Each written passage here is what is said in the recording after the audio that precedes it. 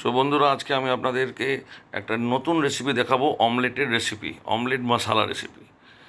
বাড়িতে ফিরেই আমি আমার ওয়াইফকে বললাম, শিউলিকে, যে শোনো, আজকে অমলেটের একটা দারুণ রেসিপি বানাতে হবে। তো ও ঝটপট দুটো ডিম নিয়ে নিয়েছে, তার মধ্যে পেঁয়াজ কুচি, টমেটো কুচি, ধনেপাতা কুচি দিয়ে ওই ডিমটাকে ভালো করে ফেটিয়ে নিল। ফেটিয়ে নেওয়ার পরে তাতে অ্যাড করলো নুন আর অল্প করে কাশ্মীরি লাল। ভালো করে 5 মিনিটের মতন ফেটিয়ে নিয়ে যাতে ভালো করে সব ওটা মিক্স হয়ে যায়, ফ্রাই প্যানে 2 চামচ অয়েল অ্যাড করে নিয়েছে।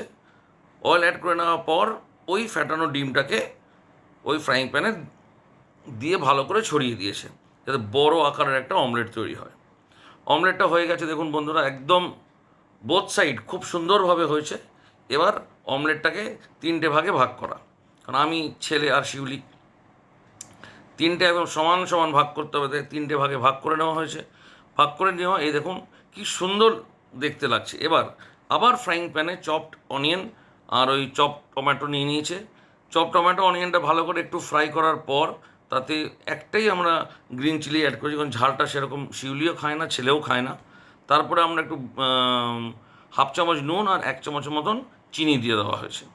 একটু রঙটা চেঞ্জ হওয়ার পর আমরা অ্যাড করেছি তাতে গার্লিক আর জিঞ্জার পেস্ট, তার সাথে 1 চিমটের মতন হলুদ আর 1 চিমটের মতন সবজি মশলা আর কাশ্মীরি লাল ফর কালার। তারপরে আমরা 2 কাপের মতন জল দিয়ে পুরো মিশ্রণটাকে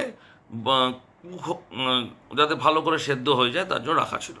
এবার অমলেটের পিসগুলোকে ওর মধ্যে দিয়ে শিউলি উল্টে দিল, কারণ এটা ড্রাই ড্রাই হবে এবং দুদিকে যদি ঝোলটা থাকে তাহলে খুব ভালো লাগবে, তাই খেতেও ভালো লাগবে।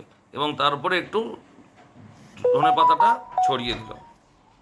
ধনে পাতাটা ছড়াবার পরে আবার ওটাকে 10 মিনিটের জন্য বয়েল হতে রাখা হলো। এবার শিউলি দেখুন কি সুন্দর অমলেট মশলা রেডি করে দিয়েছে। এবার আমাকে বললো, ফটাফট রুটি নাও এবং চটপট খেয়ে নাও।